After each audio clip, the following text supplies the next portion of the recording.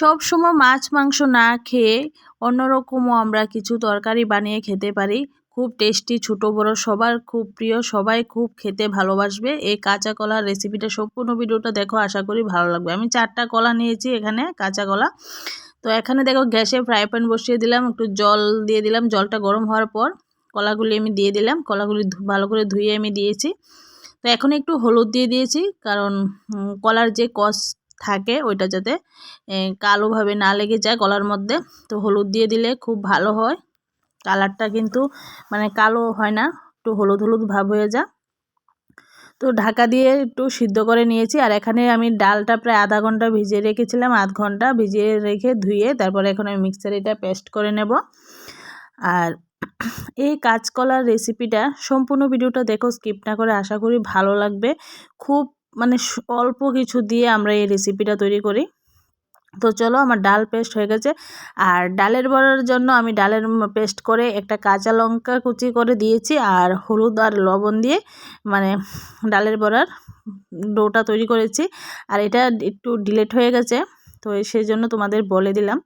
তো কড়ার মধ্যে তেল দিয়ে দিলাম। আর আমি এখন দেখো বড়াগুলি এমনভাবেই করছি, যেহেতু এটা নিরামিষ মানে আইটেম, তো আমি এটার মধ্যে বড়ার মধ্যে কোনো পেঁয়াজ দেইনি। তো আমি এটা সম্পূর্ণ নিরামিষভাবে তৈরি করছি। তো এখানে দিয়ে দিলাম কাঁচা লঙ্কা আর আদা, 5-6টা কাঁচা লঙ্কা দিয়েছি, আর অল্প একটু আদা কুচি করে দিয়েছি। এটা এখন পেস্ট করে নিয়েছি। তো কড়ার মধ্যে এখন দিয়ে দিলাম তেল। আমার ডালের বড়া হয়ে গেছে। একদম অল্প সময়ে অল্প কিছু দিয়ে এই মানে টেস্টি একটা তরকারি আমরা রান্না করতে পারি, সবাই খেয়ে খুব ভালোবাসবে। তো দিয়ে দিলাম পাঁচফোড়ন। তোমরা চাইলে পাঁচফোড়ন না দিয়ে গোটা জিরে দিয়ে করতে পারো।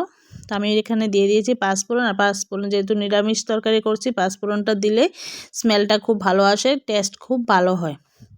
তো এখানে দিয়ে দিলাম দেখো কাঁচা লঙ্কা, আদা মানে পেস্ট করে রাখাটা, এটা দিয়ে দিয়েছি তেলের মধ্যে।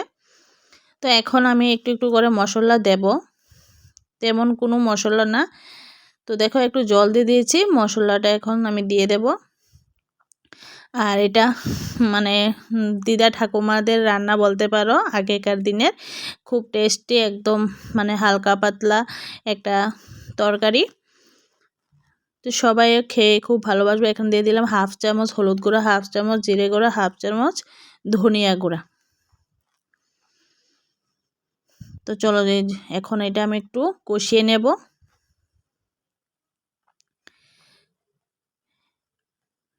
যারা কাঁচকলা খেতে ভালো না বাসো, কাঁচকলাটা আমরা ডালের বড়ার সাথে একদম পারফেক্ট একটা রেসিপি, খুব টেস্টি।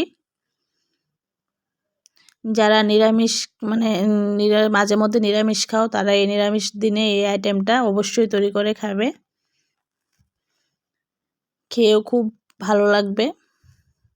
তো চলো, এখন কাঁচকলার সাথে কিন্তু ভালোভাবে আমি কষিয়ে নিয়েছি মশলাটা। এখন দিয়ে দিলাম ঝোল।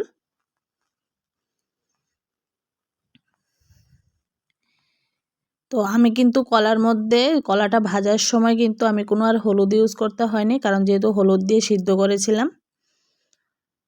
কলার কালারগুলো কিন্তু খুব সুন্দর এসেছে, কালো হয়নি। তো দিয়ে দিলাম স্বাদ অনুযায়ী লবণ।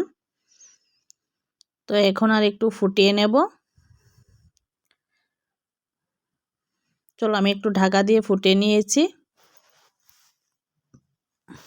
ঝোলটা একটু প্রথমে বেশি রাখবে, কারণ যেহেতু ডালের বড়া দেবে, তো ডালের বড়ার মানে ভিতরে কিন্তু ঝোল ঢুকে যায়।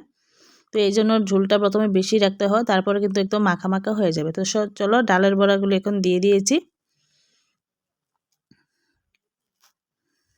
তোমরা অবশ্যই বাড়িতে একবার ট্রাই করবে, আশা করি একবার ট্রাই করলে আবার মন চাইবে খেতে। ছোট বড় সবারই খেতে খুব ভালো লাগবে। তো চলো, আমার রান্না কিন্তু কমপ্লিট, দেখতেই পেরেছো ঝোল কিন্তু একদম মাখা মাখা হয়েছে।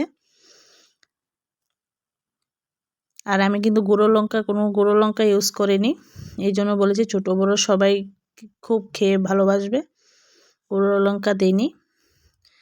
তো আজকে রেসিপি কেমন লেগেছে অবশ্যই কমেন্ট করে জানিও। যদি ভালো লাগে থাকে প্লিজ চ্যানেলটা সাবস্ক্রাইব করে দিয়ে পাশে থেকে বেল আইকনটি ক্লিক করে রাখো, যাতে নতুন নতুন রেসিপি তোমাদের কাছে তাড়াতাড়ি চলে যায়। আজকের জন্য